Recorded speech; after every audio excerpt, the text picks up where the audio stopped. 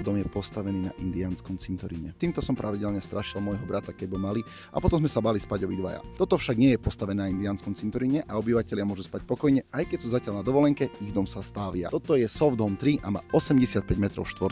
Je to oceľový montovaný modulárny dom, staticky odolnejší ako murovaný dom. Vyrobíme to v dvoch moduloch v našej výrobnej hale, tak toto privezieme sem na pozemok, zmontuje sa to za 1 až 2 dní a voilà, máme stavbu rodinného domu. Okná sú trojskla, 5-komorové, rehau profil. Táto stavba je osadená do krásneho prostredia, sú tu krásne ihličnaté stromy a prekrásne lesy. Nezaostáva ani tento dom.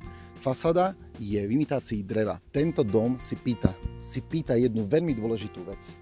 A to je pergola, terasa alebo nejaký prístrešok. Odporúčame akýkoľvek typ pergoly. Či sa to montuje do stavby alebo samostatne stojace. Je to možné, dá sa to a odporúčame to do tejto stavby.